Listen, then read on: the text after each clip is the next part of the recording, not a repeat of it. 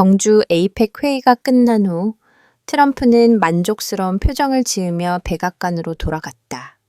그는 한국과 좋은 합의를 했다는 생각에 기쁨을 감추지 못했다.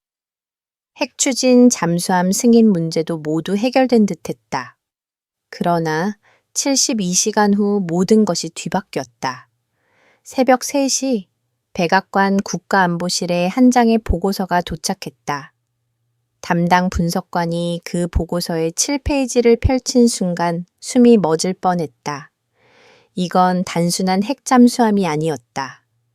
출력 150ml 미군이 30년을 걸쳐 도달한 수치를 한국은 3년 만에 뛰어넘었다.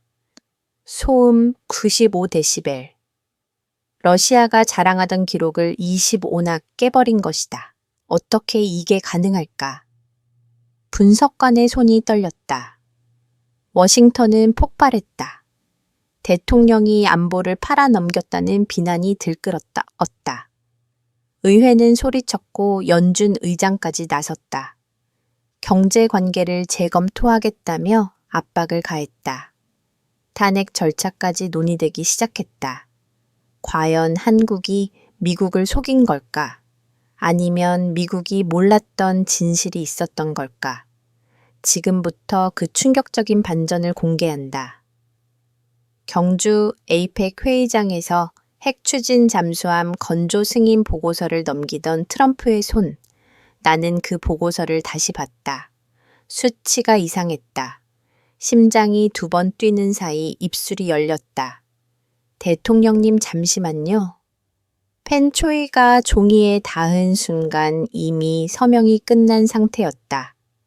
20년 넘게 핵추진 시스템을 다루어왔고 내 손을 거쳐간 보고서만 해도 수백 건에 달한다. 그동안 나는 단 하나를 믿었다. 데이터는 거짓말을 하지 않는다는 것이다. 하지만 그날 경주 에이펙 회의장에서 내 신념은 처음으로 흔들리기 시작했다. 이게 뭐죠? 트럼프 대통령이 보고서를 넘기며 물었다. 옆에서는 국가안보보좌관이 차분하게 대답했다. 한국의 핵추진 잠수함 추진체 기술 승인권입니다. 대통령님, 트럼프는 고개를 끄덕이며 말했습니다. 한국 우리 동맹 아닌가? 예, 그렇습니다. 그럼 문제 없지. 그렇게 가볍게 마치 점심 메뉴를 고르듯 말하더군요. 하지만 문제가 없을 리 없었습니다. 저는 그 순간 보고서 7페이지를 다시 펼쳤죠. 추진체 출력 수치가 제 눈앞에 박혀 있었습니다. 155cm. 이건 민수용 핵추진체 치곤 너무 높았어요. 일반적인 원자력 추진 잠수함은 보통 30에서 50mW 수준인데 한국이 제출한 설계도는 그 3배가 넘는 출력을 보여주고 있었습니다. 이게 단순한 추진 채용 기술이라는 겁니까? 제 손가락이 그 숫자를 짚었을 때 냉방기 소리만 회의장을 맴돌고 있었죠. 주변 참모들은 아무도 눈치채지 못했습니다. 아니, 어쩌면 눈치채려 하지 않았는지도 모르죠. 이런 자리에서 이의를 제기한다는 건 정치적 자살 행위니까요. 하지만 저는 과학자였습니다. 정치가 아니라 데이터로 말하는 사람이었죠. 그래서 입을 열었습니다. 대통령님, 제 목소리가 회의장에 울렸습니다. 이 출력 수치가 좀 높아 보이는데요. 콜, 국가안보좌관이 제 말을 끊었습니다.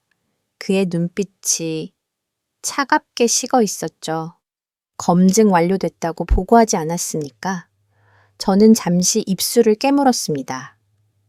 검증은 했습니다만 군사 전용 가능성이 동맹국입니다.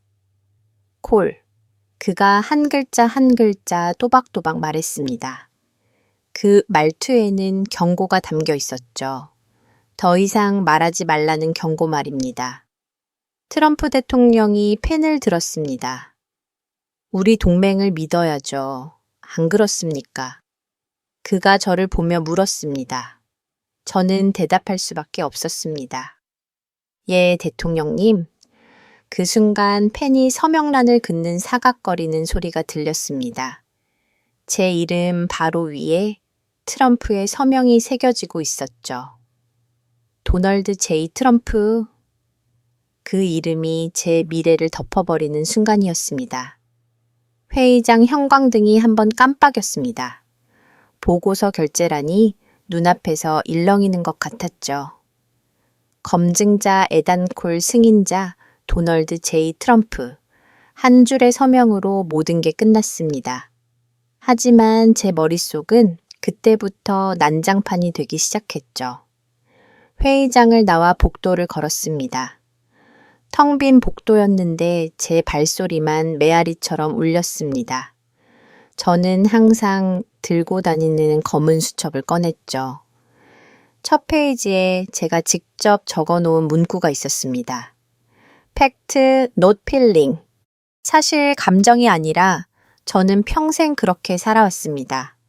감정은 오차를 만들고 저는 오차를 싫어했으니까요. 하지만 지금 제 안에선 감정이 폭발하고 있었습니다. 불안, 의심, 공포 데이터는 완벽했지만 제 직감은 비명을 지르고 있었죠. 핸드폰이 울렸습니다. 국방부 긴급 연락망이었죠. 화면을 켰을 때 떠오른 속보 제목이 제 심장을 얼어붙게 만들었습니다. 한국 핵잠수함 기술 승인 워싱턴 내부 논란 시작.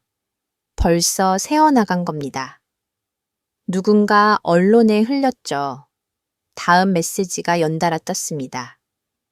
긴급 브리핑 소집. 내일 오전 9시 국방부 본관. 손이 떨렸습니다. 이건 시작에 불과했어요. 트럼프의 서명 하나가 세계를 흔들기 시작한 겁니다. 그리고 그 서명 바로 아래에 제 이름이 박혀 있었죠.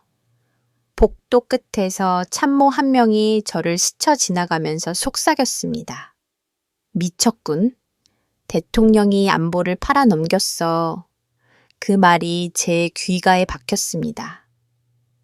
저는 수첩을 천천히 닫았죠. 팩트 not feeling. 하지만 지금은 팩트조차 믿을 수 없었습니다. 이 문서가의 한 줄의 서명이 제 인생 전체를 덮어버릴 거라는 걸 그 순간 저는 너무나 명확하게 알고 있었습니다. 다음 날 아침 펜타곤 본관 회의실은 이미 사람들로 가득 차 있었습니다. 장교들, 정치인들, 그리고 언론까지 제가 문을 열고 들어갔을 때 모든 시선이 제게로 쏠렸죠. 무겁고 차가운 시선들이었습니다. 마치 제가 범죄자라도 되는 것처럼 말입니다. 콜 분석관 앞으로 나오십시오. 국방장관이 말했습니다. 저는 단상으로 걸어갔죠. 발소리가 회의실 전체에 울렸습니다. 제 뒤로 대형 스크린이 켜졌고 제가 작성한 보고서가 화면에 떴습니다. 한국 핵추진 잠수함 기술 검증 보고서. 제 이름이 크게 박혀 있었죠. 설명해 주시죠. 국방장관이 팔짱을 끼고 말했습니다. 어떻게 이런 기술을 승인할 수 있었습니까? 저는 레이저 포인터를 들었습니다. 보고서 7페이지를 보시면 한국이 제출한 기술 사양은 표면적으로는 민수용 핵추진체로 분류됩니다. 제 목소리가 회의실에 울렸죠. 하지만 출력 수치가 150mV로 일반적인 민수용 추진체보다 3배 이상 높습니다. 그걸 알면서도 승인했다는 겁니까? 앞줄에 앉은 상원 의원이 소리쳤습니다. 저는 잠시 침묵했습니다. 기술 자체는 검증을 통과했습니다. 설계도, 시뮬레이션, 안전성 평가 모두 완벽했죠. 완벽했다고요? 그가 비웃듯 말했습니다. 이게 핵무기로 전용될 수 있다는 걸 모르셨습니까? 회의실이 술렁이기 시작했습니다.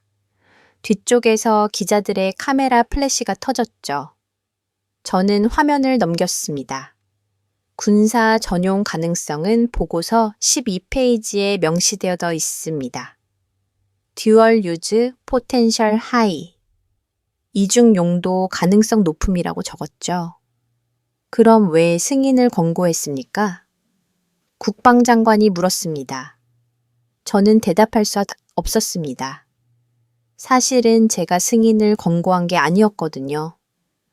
보고서 원본에는 추가 검증 필요라고 적혀 있었습니다. 하지만 최종 제출 전에 누군가 그 문장을 지워버렸죠. 그리고 승인 권고로 바뀌어 있었습니다. 저는 그때 알았어야 했습니다. 이게 단순한 기술 검증이 아니라 정치적 게임이라는 걸 말입니다. 대답하십시오. 콜 분석관 국방장관의 목소리가 날카로워졌습니다. 예, 저는 입을 열었습니다. 동맹국이라는 점을 고려해 승인을 권고했습니다. 거짓말이었습니다. 하지만 진실을 말할 수 없었죠.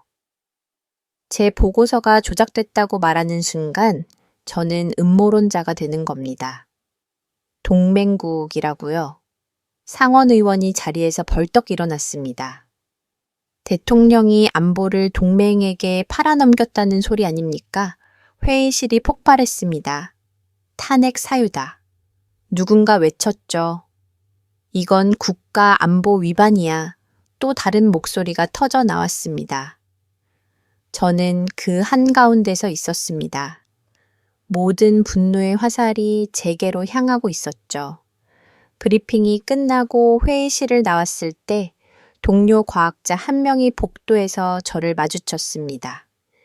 제임스 10년 넘게 같이 일했던 친구였죠. 저는 반갑게 손을 들었습니다. 하지만 그는 고개를 돌려버렸습니다. 눈도 마주치지 않고 지나쳐 갔죠. 그 순간 저는 깨달았습니다. 저는 이제 고립됐다는 걸 말입니다. 사무실로 돌아왔을 때 책상 위에 메모 한 장이 놓여 있었습니다. 조용히 넘어가세요. 당신을 위한 충고입니다. 서명은 없었습니다. 하지만 누가 쓴 건지 알 수 있었죠. 국가안 보좌관실에서 온 겁니다. 정치적으로 조용히 묻으라는 압박이었어요. 저는 의자에 앉아 창밖을 바라봤습니다. 워싱턴의 하늘은 잿빛이었죠. 제 수첩을 펼쳤습니다. 팩트 not 필링. 사실 감정이 아니라 하지만 지금 제 안에는 분노가 끓어오르고 있었습니다. 이건 과학의 문제가 아니었어요. 정치가 진실을 덮으려 하고 있었죠. 핸드폰을 꺼냈습니다. 항공권 예약 사이트를 열었죠. 서울행 티켓을 검색했습니다. 화면에 출발 일정이 떴습니다. 내일 오후 3시 인천국제공항 도착. 손가락이 예약 버튼 위에서 멈췄습니다. 이 선택이 제 인생을 완전히 바꿀 거라는 걸 알고 있었죠. 직접 가서 확인하겠습니다. 저는 혼잣말로 중얼거렸습니다. 누가 거짓말을 하고 있는지 말입니다. 예약 버튼을 눌렀습니다. 딸각 예약 완료. 서울행 티켓이 제 이메일로 날아왔죠. 저는 수첩에 한 줄을 적었습니다. 진실은 현장에 있다. 그날 밤 집에 돌아왔을 때 아내가 물었습니다. 무슨 일 있어요? 저는 대답하지 못했습니다. 어떻게 설명하겠습니까? 제가 지금 국가 전체를 적으로 돌리려 한다고 말할 수 있겠습니까? 출장 갑니다. 한국으로. 제가 말했죠. 얼마나요? 모르겠습니다. 사실이었습니다. 언제 돌아올지, 아니 돌아올 수나 있을지 저도 몰랐으니까요. 다음 날 새벽 짐을 쌌습니다. 검은 수첩 노트북, 그리고 보고서, 사본 한 부. 그게 전부였습니다. 현관문을 나서는 순간 뒤돌아봤죠. 익숙한 집, 익숙한 삶. 하지만 저는 알고 있었습니다.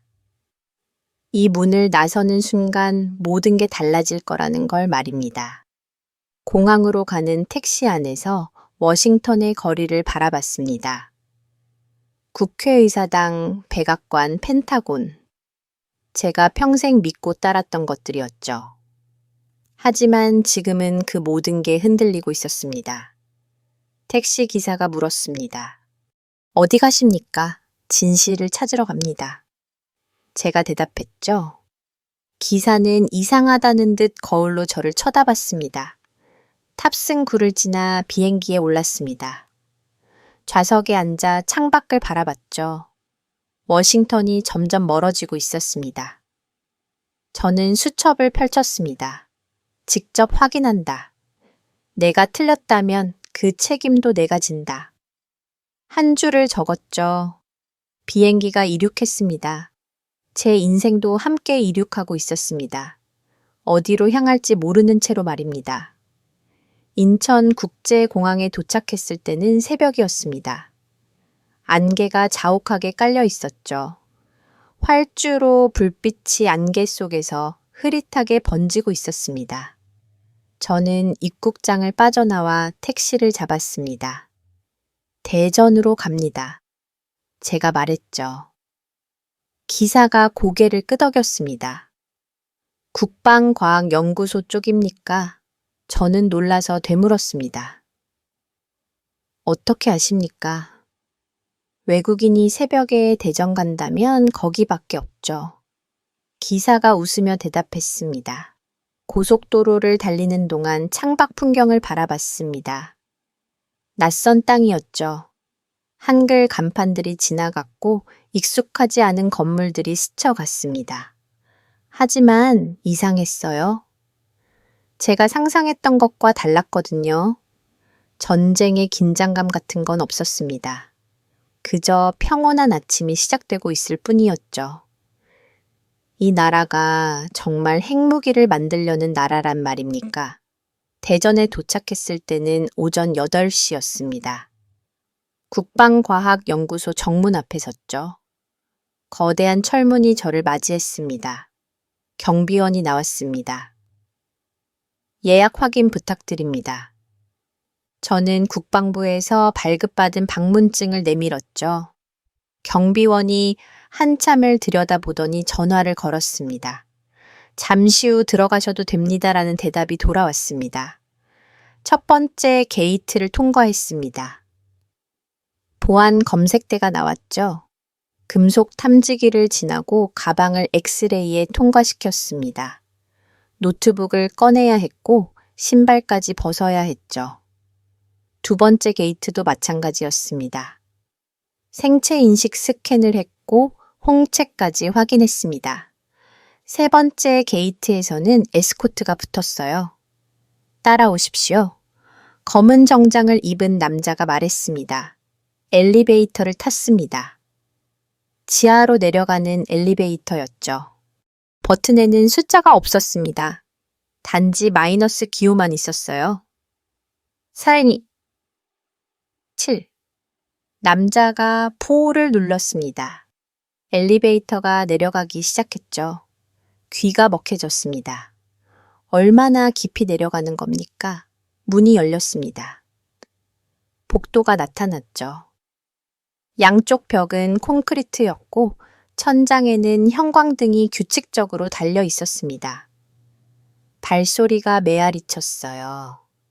남자가 앞서 걸었고 저는 그 뒤를 따랐습니다. 복도 끝에 또 다른 철문이 있었죠. 남자가 카드를 찍었습니다. 삑삑 문이 열렸습니다. 그 안에 거대한 수조가 있었습니다. 가로 30m, 세로 20mm는 돛 되어 보였죠. 물이 가득 차 있었고 수조 한가운데 거대한 원통이 설치되어 있었습니다. 펌프제트 추진기였어요. 저는 숨을 멈췄습니다. 사진으로만 보던 걸 실물로 보고 있었죠. 애당콜입니까? 뒤에서 목소리가 들렸습니다. 돌아보니 한국인 남자가 서 있었어요. 40대 중반쯤 되어 보였고 흰색 실험복을 입고 있었죠. 저는 김민수라고 합니다. 이 프로젝트의 수석 연구원입니다. 그가 손을 내밀었습니다. 저는 악수를 받았죠. 그의 손은 차가웠습니다. 시작하시죠. 김민수가 수조 쪽으로 걸어갔습니다. 저도 따라갔죠. 수조 옆에 제어 콘솔이 있었습니다. 모니터 여러 대가 켜져 있었고 각종 수치들이 실시간으로 표시되고 있었어요. 지금부터 보시는 건 실제 작동 테스트입니다. 김민수가 말했습니다. 준비됐습니까? 저는 고개를 끄덕였죠. 그가 버튼을 눌렀습니다. 수조 안에서 추진기가 회전하기 시작했어요. 천천히, 그러나 정확하게 돌아갔습니다. 저는 모니터를 응시했죠. 출력 수치가 올라가고 있었습니다. 50mm 점기가 80mm, 800mm 계속 올라갔어요. 120mm, 40mm, 그리고 마침내 150mm 배터리에 도달했습니다. 하지만 놀라운 건 따로 있었습니다. 소음이 없었거든요. 물은 잔잔했고 파동조차 거의 잃지 않았습니다. 이건 불가능한 일이었어요. 이 정도 출력이면 엄청난 진동과 소음이 발생해야 정상인데 수조는 마치 거울처럼 고요했습니다. 이게 어떻게 가능합니까? 제가 물었죠. 설계가 다릅니다. 김민수가 대답했습니다. 기존 추진 시스템은 회전 날개가 물을 밀어내는 방식이죠. 하지만 우리 시스템은 물의 흐름 자체를 제어합니다. 저는 모니터를 더 자세히 봤습니다. 유동 역학 시뮬레이션이 실시간으로 돌아가고 있었어요. 물의 흐름이 완벽하게 측류를 이루고 있었습니다. 난류가 전혀 없었죠. 데이터를 확인해도 되겠습니까? 제가 물었습니다. 물론입니다. 김민수가 노트북을 건넸죠. 저는 파일을 열었습니다. 설계도 시뮬레이션 결과 실험 데이터 하나하나 확인했어요. 숫자를 입력하고 계산을 돌렸습니다. 가섭차를 찾으려 했죠. 하지만 나오지 않았습니다. 오차가 제로였어요. 손이 떨렸습니다. 이건 복제본이 아니었습니다. 누군가 훔쳐온 기술도 아니었죠. 이건 그들이 직접 만든 겁니다. 처음부터 끝까지 완전히 독자적으로 개발한 기술이었어요. 저는 모니터에서 눈을 떼지 못했습니다. 이건 제 입에서 말이 새어나왔죠. 이건 진짜입니다. 김민수가 저를 바라봤습니다. 당신은 우리가 기술을 훔쳤다고 생각했습니까? 그의 목소리에는 감정이 없었습니다. 저는 대답하지 못했죠. 아닙니다. 그가 말했습니다.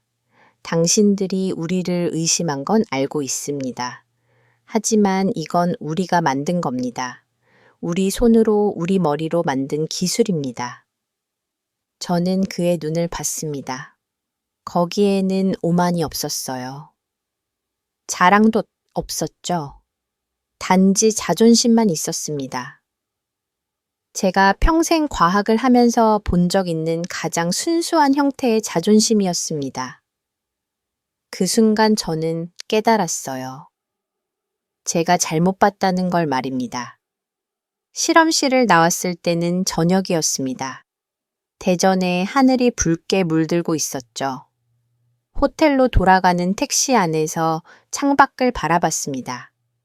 서울 방향으로 이어지는 고속도로 그 위로 수많은 차들이 달리고 있었어요. 불빛들이 강물처럼 흐르고 있었죠. 저는 수첩을 꺼냈습니다. 한 줄을 적었습니다. 그들이 숨긴 게 아니라 우리가 가려왔던 건 아닐까. 펜을 놓고 창밖을 다시 봤습니다. 이 나라의 공기에는 전쟁의 냄새가 없었습니다. 대신 다른 게 있었죠. 살아남으려는 의지 스스로를 지키려는 결심. 그게 이 기술을 만든 원동력이었습니다. 호텔방으로 돌아와 노트북을 켰습니다. 한국에서 수집한 데이터를 정리하기 시작했죠. 추징이 출력 수치, 유동 역학, 시뮬레이션, 소음 측정 결과 하나하나 워싱턴에서 받았던 보고서와 대조했습니다. 그런데 이상한 점을 발견했어요. 핵심 수치가 맞지 않았거든요. 워싱턴 보고서에는 소음 레벨이 120데벨로 기록되어 있었습니다. 하지만 제가 오늘 직접 측정한 결과는 95대 7벨이었죠. 접 5대 10 차이. 이건 엄청난 차이였습니다. 소음이 낮다는 건 스텔스 성능이 그만큼 뛰어나다는 뜻이었어요. 누군가 수치를 조작한 겁니다. 일부러 높게 보고해서 위협적으로 보이게 만든 거죠. 손가락이 키보드 위에서 멈췄습니다. 누가 이걸 수정했지 혼자 말이 나왔습니다. 원본 파일을 열었어요. 메타데이터를 확인했죠. 마지막 수정 날짜가 제 눈에 들어왔습니다. 제가 보고서를 제출한 다음 날이었어요. 그리고 수정자 이름이 나와 있었습니다. 국가안보자 관실. 심장이 두근거렸습니다. 이게 무슨 의미인지 알 수 있었죠. 제 보고서가 정치적으로 이용당한 겁니다. 한국을 위협으로 만들기 위해 데이터를 조작한 거였어요. 그렇다면 워싱턴의 분노도 트럼프 탄핵 움직임도 모두 거짓 데이터 위에 세워진 거 아닙니까? 핸드폰이 울렸습니다.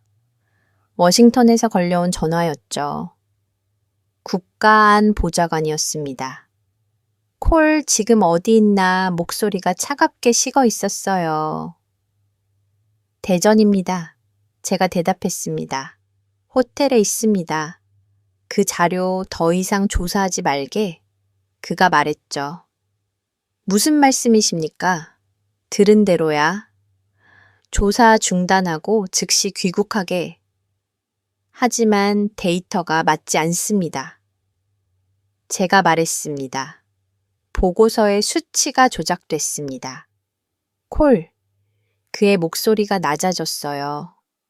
자네 지금 뭐 하는 건가? 국가 안보를 위협하려는 건가? 저는 진실을 말하고 있습니다. 진실, 그가 비웃듯 말했습니다. 자네가 아는 게 뭔가 정치가 어떻게 돌아가는지 알기나 하나 전화가 끊겼습니다. 저는 핸드폰을 내려놓고 창밖을 바라봤죠. 서울의 야경이 펼쳐져 있었습니다. 불빛들이 반짝이고 있었어요. 저 안에서 얼마나 많은 사람들이 살고 있을까요? 그들은 알고 있을까요? 자기들이 만든 기술이 미국에서 어떻게 왜곡되고 있는지 말입니다. 다음 날 아침 다시 연구소를 찾았습니다. 김민수를 만나야 했죠. 실험실로 들어갔을 때 그가 제어 콘솔 앞에서 있었습니다. 왔습니까? 그가 물었어요. 저는 노트북을 열었습니다. 이걸 좀 보십시오. 워싱턴 보고서와 제가 측정한 데이터를 나란히 보여줬죠. 김민수가 화면을 들여다봤습니다. 잠시 침묵이 흘렀어요. 조작됐군요. 그가 말했습니다. 예, 제가 대답했죠. 누가 했습니까? 워싱턴입니다. 김민수가 저를 바라봤습니다. 그의 눈빛이 차갑게 변했어요. 그럼 처음부터 우리를 함정에 빠뜨리려 했다는 겁니까? 저는 대답할 수 없었습니다. 제 나라가 동맹을 배신했다고 말할 수 없었죠. 죄송합니다. 제 입에서 그 말이 나왔습니다. 제가 몰랐습니다. 김민수가 한숨을 쉬었습니다. 당신은 도구였을 뿐입니다. 정치의 도구 말이죠. 이건 군사용일 수도 있습니다. 제가 말했습니다. 출력이 너무 높습니다. 김민수가 고개를 저었어요. 우린 방어를 위해 만든 겁니다. 그의 목소리가 떨렸습니다. 우리를 지키기 위해서 말입니다. 공격하려는 게 아닙니다. 하지만 미국은 그렇게 보지 않을 겁니다. 그게 우리 잘못입니까? 김민수가 반박했죠. 우리가 살아남으려 하는 게 잘못입니까? 저는 입을 다물었습니다. 그의 말이 제 가슴에 박혔어요. 당신들은 믿지 못해서 전쟁을 일으켰지 않습니까? 김민수가 말했습니다. 베트남에서, 이라크에서, 아프가니스탄에서 믿지 못해서 공격했죠. 이번엔 우리 차례입니까? 실험실을 나왔습니다. 복도가 텅 비어 있었죠. 저는 벽에 기대어 숨을 골랐습니다. 머릿속이 복잡했어요. 데이터는 완벽했지만 진실은 불투명했습니다. 제가 믿었던 모든 게 흔들리고 있었죠. 그날 밤 호텔방에서 샤워를 하고 나왔습니다. 수건으로 머리를 닦다가 벽을 봤어요. 뭔가 이상했습니다. 콘센트 옆에 작은 구멍이 있었죠. 가까이 다가가 봤습니다. 렌즈였어요. 초소형 카메라였습니다. 심장이 얼어붙었습니다. 손을 뻗어 벽지를 벗겼죠. 그 안에 도청 장치가 숨겨져 있었습니다. 미국제였어요. 제조사 로고가 선명하게 박혀 있었습니다. 저를 감시하고 있었던 겁니다. 워싱턴이 제 나라가 저를 믿지 못하고 있었죠. 그 순간 깨달았습니다. 거짓의 회로는 한국에 있는 게 아니었어요. 제 안에도 있었습니다. 저는 진실을 찾으러 왔다고 생각했지만 사실은 거짓의 일부였던 겁니다. 도청 장치를 손에 쥐고 창밖을 바라봤습니다. 서울의 불빛이 흐릿하게 번지고 있었죠. 다음 날 새벽 연구소 식당에서 김민수를 다시 만났습니다. 그가 말없이 커피 한 잔을 제 앞에 놓았죠. 감사합니다. 제가 말했습니다. 김민수는 창밖을 바라보고 있었어요. 우리도 당신들처럼 두려워요. 그가 조용히 말했습니다. 무엇이 두렵습니까? 제가 물었죠. 믿지 못하는 세상이요. 그의 목소리가 낮게 깔렸습니다. 커피를 한 모금 마셨습니다. 쓴맛이 입안에 퍼졌죠. 어젯밤에 도청 장치를 발견했습니다. 제가 말했어요. 호텔방에서요. 김민수가 저를 봤습니다. 놀랍지 않습니다. 당신들은 항상 그랬으니까요. 죄송합니다. 사과는 됐습니다.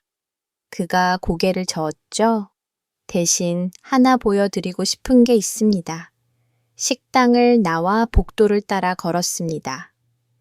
김민수가 앞서 걸었고 저는 뒤따라 어제와는 다른 방향이었습니다. 더 깊숙이 들어가고 있었어요. 또 다른 철문 앞에 섰습니다. 오늘 보시는 건 비공식입니다. 김민수가 말했습니다. 공식 기록에는 남지 않아요. 하지만 당신이 진실을 원한다면 이걸 봐야 합니다. 문이 열렸습니다. 그 안에는 어제 봤던 것보다 더 큰 수조가 있었죠. 가로 50mm는 좋게 되어 보였습니다. 실제 잠수함 크기의 추진기가 설치되어 있었어요. 이건 최종 테스트용입니다. 김민수가 설명했습니다. 실전 투입 전 마지막 검증이죠. 언제 시작합니까? 지금입니다. 제어실로 들어갔습니다. 연구원 여러 명이 모니터 앞에 앉아 있었죠. 긴장한 표정들이었습니다. 준비됐습니까? 김민수가 물었어요. 예, 준비 완료입니다. 한 연구원이 대답했습니다. 김민수가 저를 봤죠. 시작하겠습니다. 그가 버튼을 눌렀습니다. 수조 안에서 추진기가 움직이기 시작했습니다. 천천히 그러나 강력하게 회전했죠. 모니터의 수치들이 실시간으로 떠올랐습니다. 출력이 올라가고 있었어요. 하지만 놀라운 건 물의 표면이었습니다. 전혀 흔들리지 않았거든요. 파동이 일어나지 않았어요. 마치 추진기가 작동하지 않는 것처럼 보였습니다. 어떻게 이게 가능합니까? 제가 물었습니다. 김민수가 모니터를 가리켰죠. 물의 흐름을 봐요. 층류를 유지하고 있습니다. 화면에는 유동 시뮬레이션이 표시되고 있었어요. 물 분자들이 정확하게 정렬된 채로 움직이고 있었죠. 난류가 전혀 발생하지 않았습니다. 이건 단순한 기계공학이 아닙니다. 김민수가 말했습니다. 유체, 역학, 재료, 공학, 제어 공학이 완벽하게 결합된 결과예요. 출력이 계속 올라갔습니다.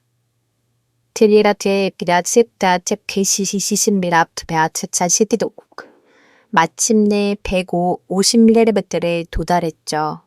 하지만 수조는 여전히 고유했습니다. 저는 귀를 기울였어요. 기계음이 들렸습니다. 낮고 깊은 진동음이었죠. 그런데 이상했습니다. 그 소리가 불규칙한 기계음이 아니었거든요. 심장 박동 같습니다. 제가 말했습니다. 김민수가 미소 지었어요. 맞습니다. 우린 그걸 의도했어요. 왜입니까? 기계는 차가워요. 하지만 이건 우리가 만든 겁니다. 우리 손으로, 우리 마음으로 만든 거죠. 그래서 심장이 뛰어야 한다고 생각했습니다. 저는 모니터를 다시 봤습니다. 진동 주파수가 표시되고 있었죠. 문당 70회. 사람의 심장 박동과 똑같았습니다. 이건 소음이 아니라 생명입니다. 제가 중얼거렸어요. 김민수가 고개를 끄덕였죠. 당신이 이해하시는군요. 테스트가 끝났습니다. 추진기가 천천히 멈췄어요. 수조는 다시 거울처럼 고유해졌습니다. 연구원들이 박수를 쳤죠. 김민수가 그들에게 고개를 숙였습니다. 수고했습니다. 그가 말했어요. 연구원들의 얼굴에 안도감이 번졌습니다. 제어실을 나와 복도를 걸었습니다. 김민수와 나란히 걸었죠. 이건 무기가 아닙니다. 제가 말했습니다. 자존심입니다. 김민수가 걸음을 멈췄어요. 저를 똑바로 바라봤습니다. 당신이 정말 이해하는 겁니까? 아예 제가 대답했죠. 이제 이해합니다. 우린 전쟁을 원하지 않습니다. 김민수가 말했습니다. 단지 우리 스스로를 지키고 싶을 뿐이에요. 누군가에게 의존하지 않고 우리 힘으로 말이죠. 그의 목소리가 떨렸습니다. 그게 잘못입니까? 아닙니다. 제가 대답했어요. 잘못이 아닙니다. 김민수가 손을 내밀었습니다. 악수를 청하는 손이었죠. 저는 그 손을 잡았습니다. 어제 처음 만났을 때보다 따뜻했어요. 당신은 다른 미국인들과 다릅니다. 김민수가 말했습니다. 당신은 듣는 법을 아는 사람이에요. 아닙니다. 제가 고개를 저었죠? 저는 이제야 듣기 시작한 겁니다. 연구소를 나왔을 때는 오후였습니다. 햇빛이 따스하게 내리고 있었죠. 저는 하늘을 올려다봤습니다.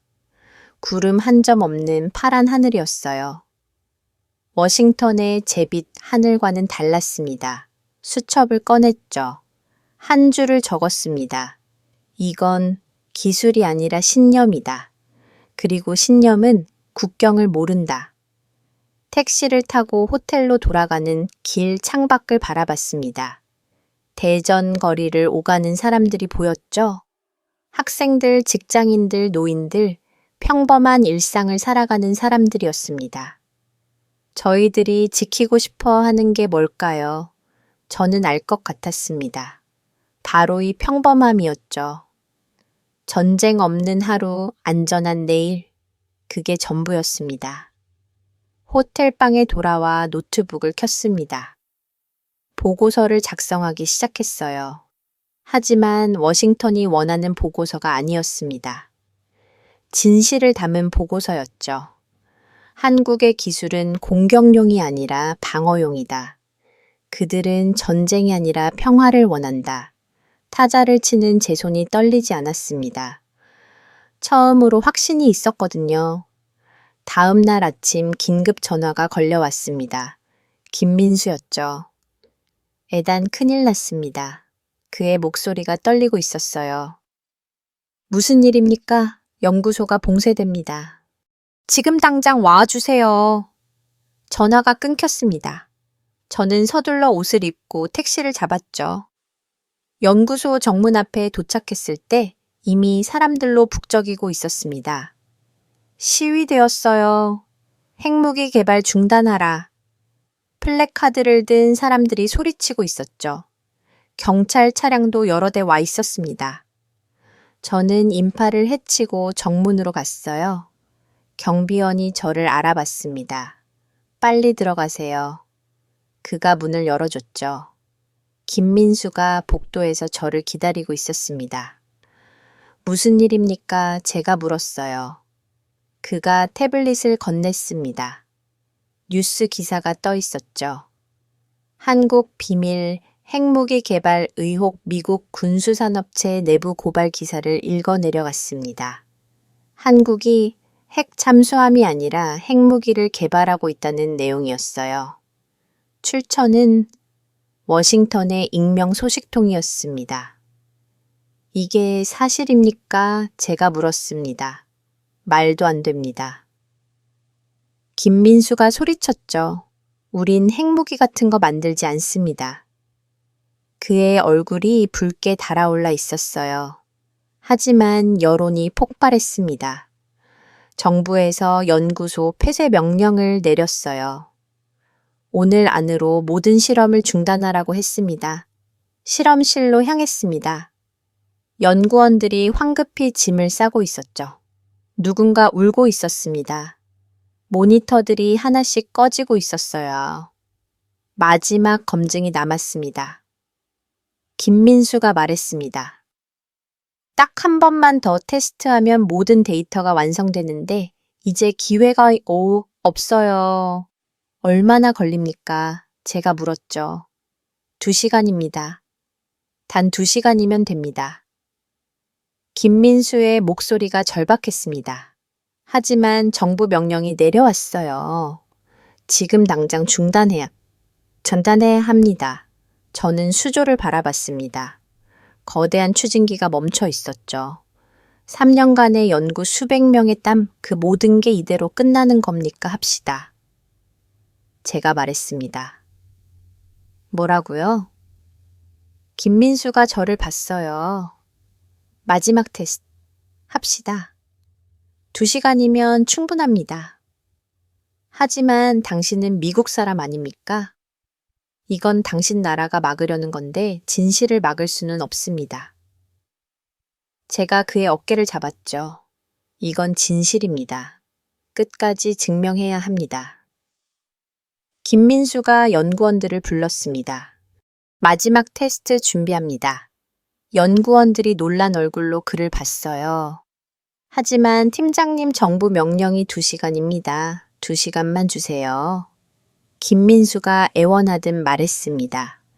연구원들이 서로를 바라봤죠. 그리고 하나둘 고개를 끄덕이기 시작했습니다. 모니터가 다시 켜졌습니다. 제어 시스템이 부칭되기 시작했어요. 전원 투입 시작합니다. 한 연구원이 말했죠. 그때 경보음이 울렸습니다. 삐삐삐. 귀가 찢어질 듯한 소리였어요. 무슨 소리입니까? 제가 소리쳤습니다. 비상경보입니다. 김민수가 대답했죠. 누군가 신고한 겁니다. 복도에서 발소리가 들렸습니다. 군화 소리였어요. 군인들이 오고 있습니다. 연구원 한 명이 외쳤습니다. 김민수가 저를 봤죠. 애단 결정하세요. 지금 멈추면 끝입니다. 계속하면 우리 모두 책임을 져야 해요. 저는 제어 콘솔을 바라봤습니다.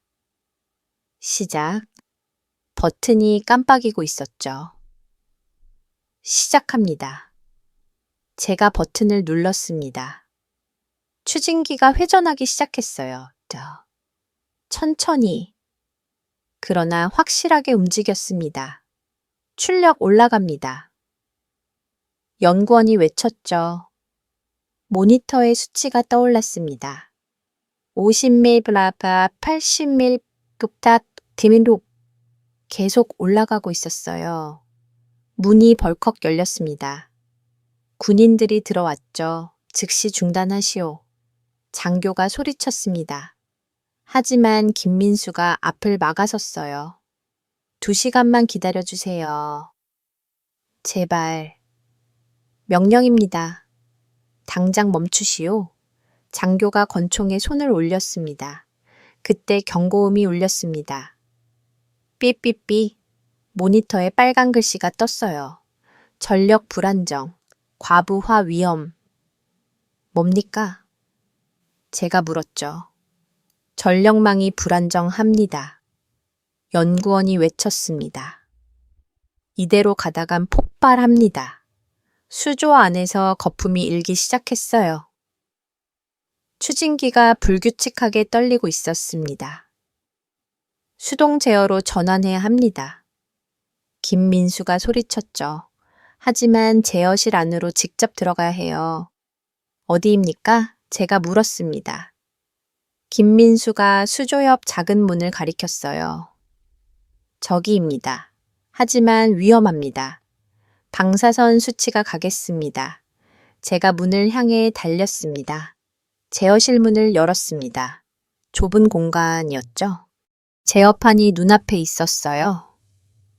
온몸이 떨렸지만 손은 정확하게 움직였습니다. 버튼을 하나씩 눌렀죠. 전력 재분배, 출력, 조정 냉각수 투입. 20년간 해온 일이었습니다. 제 손은 기억하고 있었어요. 모니터를 봤습니다. 전력 수치가 안정되기 시작했어요. 140, 45메라. 라밧 경고음이 멈췄습니다. 수조의 거품이 가라앉았죠. 추진기가 다시 정확하게 회전하기 시작했습니다. 성공했어요. 제어실 문을 열고 나왔습니다. 모두가 저를 바라보고 있었죠. 군인들도 연구원들도 김민수도 침묵이 흘렀습니다. 그리고 한 연구원이 박수를 쳤어요. 그 박수가 번져갔습니다. 연구원들이 모두 박수를 쳤죠. 심지어 군인 한 명도 손을 들었습니다.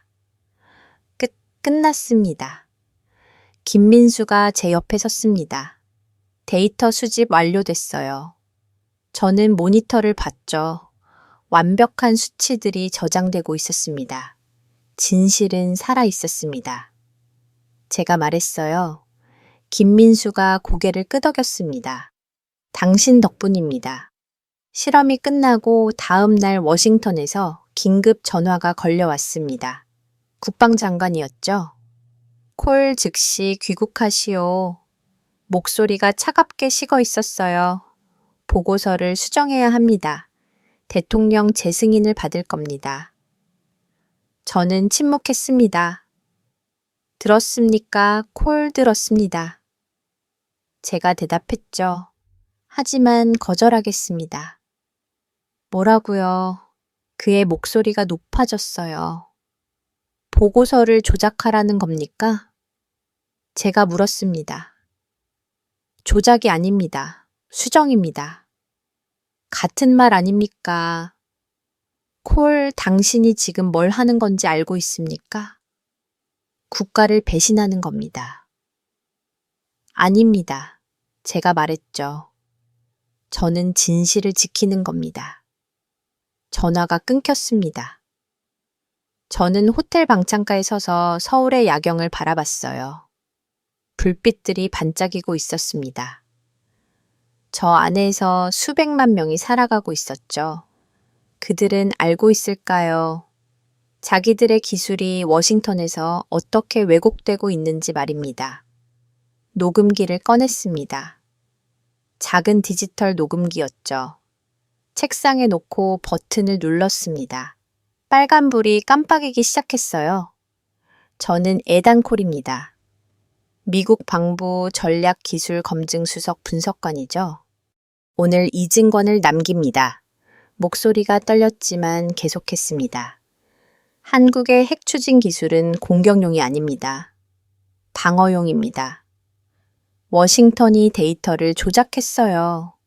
정치적 목적으로 동맹을 배신한 겁니다. 30분 동안 말했습니다. 보고서 조작 과정, 김민수와의 대화 실험실에서 본 것들, 모든 걸 기록했죠. 녹음을 끝내고 파일을 저장했습니다. 손이 떨렸어요. 이 파일이 공개되는 순간 제 인생은 끝나는 겁니다. 하지만 선택의 여지가 없었죠. 다음 날 아침 김민수를 만났습니다. 조용한 카페였어요. 도와주실 수 있습니까? 제가 물었죠.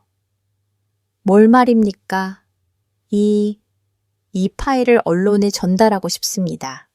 저는 USB 메모리를 건넸어요. 김민수가 그걸 들여다봤습니다. 당신 인생이 끝날 겁니다.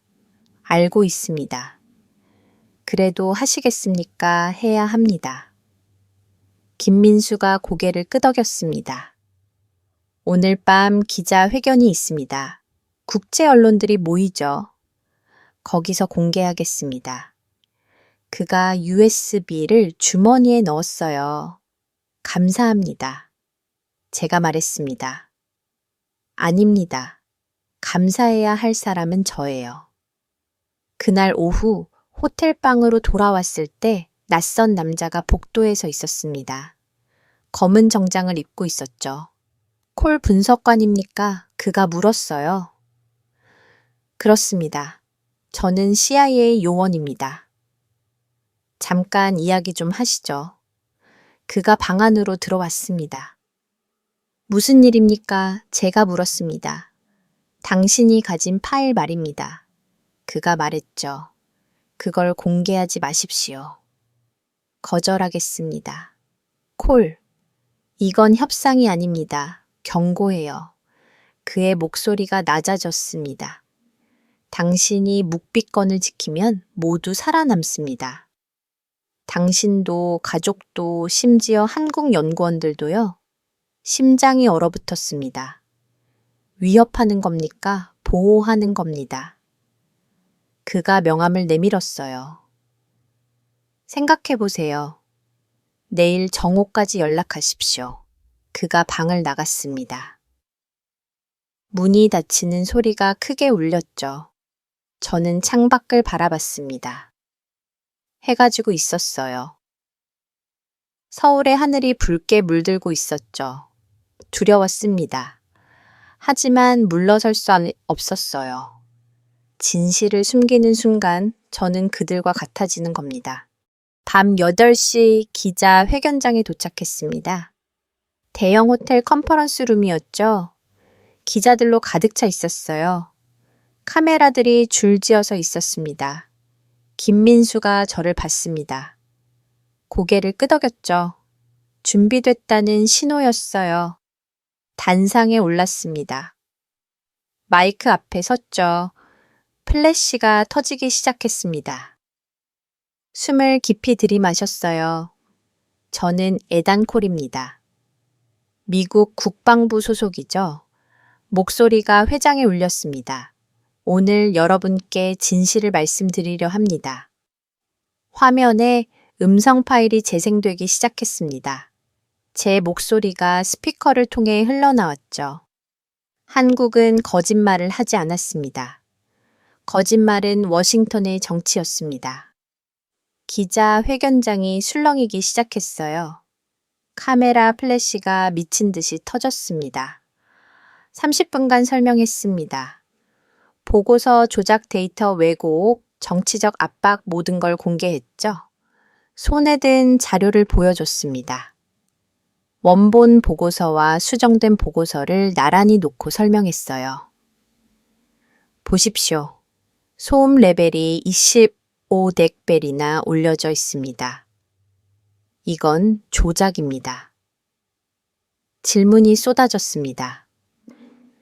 미국 정부의 반응은 어떻습니까? 당신은 배신자 아닙니까? 한국 정부와 협력한 겁니까? 저는 차분하게 대답했죠. 저는 배신자가 아닙니다. 진실을 본 사람일 뿐입니다. 한국은 적이 아니었어요. 우리의 거울이었습니다. 기자 회견이 끝나고 단상을 내려왔습니다. 김민수가 제 손을 잡았어요. 당신은 용감합니다. 그가 말했죠. 아닙니다. 제가 고개를 저었습니다. 그저 해야 할 일을 했을 뿐입니다. 핸드폰이 울렸습니다. 워싱턴에서 걸려온 전화였어요. 하지만 받지 않았습니다. 내신 창밖을 바라봤죠. 서울의 밤하늘에 별이 보였습니다. 처음으로 편안했어요. 진실은 이제 세상으로 나갔습니다. 빛보다 빠르게 퍼져나가고 있었죠. 기자회견 다음 날 세계가 폭발했습니다. 워싱턴 의회는 긴급 소집됐고 상원 청문회가 열렸죠. 대통령이 안보를 팔았다. 아니다. 그는 동맹을 신뢰했다. 의회가 둘로 쪼개졌습니다. 탄핵을 요구하는 목소리와 트럼프를 옹호하는 목소리가 충돌했죠. 미국이 분열되기 시작했습니다. 저는 서울 호텔방에서 생중계를 보고 있었습니다. 화면 속에서 국방장관이 증언하고 있었어요. 콜 분석관의 주장은 일부만 사실입니다. 보고서 수정은 정상적인 절차였습니다. 거짓말이었죠. 하지만 저는 더 이상 분노하지 않았습니다. 진실은 이미 나왔으니까요. 오후가 되자 전화가 걸려왔습니다. 청문회 위원회였죠. 콜 분석관 증언해 주실 수 있습니까? 어떤 방식으로 말입니까? 화상으로 하시면 됩니다. 전 세계가 보게 될 겁니다. 저는 잠시 침묵했어요. 하겠습니다. 제가 대답했죠. 다음 날 아침 청문회가 시작됐습니다. 노트북 화면 너머에 청문회장이 보였어요. 상원 의원들이 줄지어 앉아 있었죠. 증인 선서하십시오. 의장이 말했습니다. 저는 진실만을 말할 것을 맹세합니다. 제 목소리가 청문회장에 울렸어요. 콜 분석관, 당신은 한국이 핵무기를 개발하고 있다고 생각합니까? 한 상원 의원이 물었습니다. 아닙니다. 제가 명확하게 대답했죠. 그들은 방어 기술을 개발했습니다. 스스로를 지키기 위한 기술이었어요. 하지만 혹시 50mm 출력은 과도하지 않습니까? 기술적으로는 그렇습니다. 하지만 의도를 보셔야 합니다. 의도요? 의원이 되물었어요. 예. 저는 카메라를 똑바로 봤습니다. 저는 데이터로 시작했습니다. 숫자와 수치로만 판단했죠. 하지만 한국에서 사람을 봤습니다. 그들의 눈빛을 떨리는 손을 진심을 봤어요. 그들은 전쟁을 원하지 않았습니다. 단지 믿을 수 있는 힘을 원했을 뿐입니다. 청문회장이 조용해졌습니다. 의원들이 서로를 바라봤죠. 당신은 미국을 배신했습니까? 또 다른 의원이 물었습니다. 아닙니다. 제가 대답했어요. 저는 진실을 지켰습니다. 그게 배신이라면 기꺼이 받아들이겠습니다. 그때 화면이 바뀌었습니다. 트럼프 대통령이 나타났죠. 긴급 성명을 발표하는 자리였어요. 국민 여러분, 트럼프가 말했습니다. 저는 한국의 기술을 승인했습니다. 그 결정을 후회하지 않습니다. 청문회장이 술렁이기 시작했어요. 콜 분석관의 말이 맞습니다. 한국은 우리의 적이 아니었습니다. 우리의 거울이었죠. 의회가 침묵에 빠졌습니다. 트럼프가 계속 말했어요. 우리는 두려워서 동맹을 의심했습니다. 하지만 진짜적인 두려움 그 자체였어요. 저는 한국을 믿었고 그 믿음이 옳았습니다. 화면이 다시 청문회장으로 돌아왔습니다. 의원들이 말을 잃고 있었죠. 청문회가 끝났습니다. 노트북을 닫고 창밖을 바라봤어요. 서울의 오후였습니다. 햇살이 따스하게 내리고 있었죠. 핸드폰이 울렸습니다. 김민수였어요. 그가 물었습니다. 맞습니까? 저는 대답했습니다. 예, 봤습니다. 우리가 이긴 겁니까? 그의 질문에 저는 잠시 고민한 후 말했습니다. 아닙니다. 제가 말했죠. 진심이 이긴 겁니다. 그날 저녁 한국연구소 직원들이 길게 박수를 쳤다는 소식을 들었습니다. 3년간의 노력이 마침내 인정받은 순간이었죠. 김민수는 직원들 앞에서 이렇게 말했다고 합니다. 우리는 전쟁이 아니라 신뢰를 증명했습니다. 그것이 우리가 이룬 가장 큰 성과입니다. 며칠 후 미국 기자가 저에게 인터뷰를 요청했습니다. 후회하십니까? 그가 물었습니다. 아니요. 제가 대답했습니다. 나는 진실을 본 사람입니다. 그게 전부입니다. 그 기자가 또 물었습니다. 앞으로 어떻게 하실 겁니까? 저는 솔직하게 대답했습니다. 모르겠습니다. 그러나 한 가지는 압니다. 데이터보다 더 중요한 것이 있다는 걸요. 그게 무엇입니까? 기자가 다시 묻자 저는 대답했습니다. 진심입니다. 숫자는 거짓말을 할 수 없지만 사람은 진심을 숨길 수 없습니다. 저는 그걸 배웠습니다. 그날 저는 인천공항으로 향했습니다. 귀국하는 날이었죠. 김민수가 배웅을 나오며 물었습니다. 다시 올 겁니까? 저는 잠시 생각하다가 웃으며 대답했습니다. 모르겠습니다. 하지만 한 가지는 확실합니다. 한국은 제게 선생이었습니다. 선생이요. 김민수가 물었고 저는 고개를 끄덕였습니다. 기술이 아니라 믿음을 가르쳐 주었기 때문입니다. 우리는 악수를 놔다놓았고 그의 손은 더 이상 차갑지 않았습니다. 그 손은 따뜻했습니다. 안녕히 가십시오, 에단. 안녕히 계십시오, 민수. 비행기가 이륙했습니다. 창 밖으로 한반도가 점점 작아지고 있었죠. 저는 수첩을 펼쳤습니다. 마지막 페이지에 한 줄을 적었습니다. 국경은 기술로 나뉘지만 신념은 국경을 모른다. 한국은 무기가 아니라 믿음을 만든 나라였습니다. 펜을 놓고 눈을 감았습니다. 피곤했지만 편안했습니다.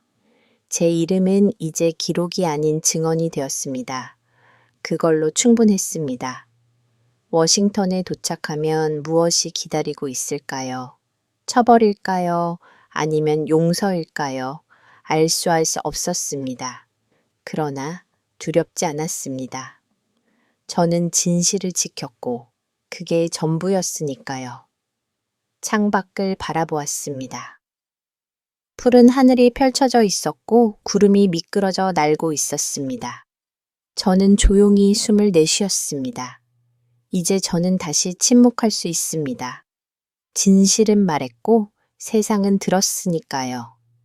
오늘의 이야기가 감동적이었다면 구독과 좋아요 버튼을 꾹 눌러주시고 주변에 공유해 주세요. 앞으로도 세계를 놀라게 한 이야기들로 찾아뵙겠습니다. 감동썰이었습니다. 세상과 눈물과 웃음이 우리 마음을 이어줍니다. 헛숨이 뜨거워지는 순간 당신과 나 함께 느껴요. 감동을 세상에 전해요.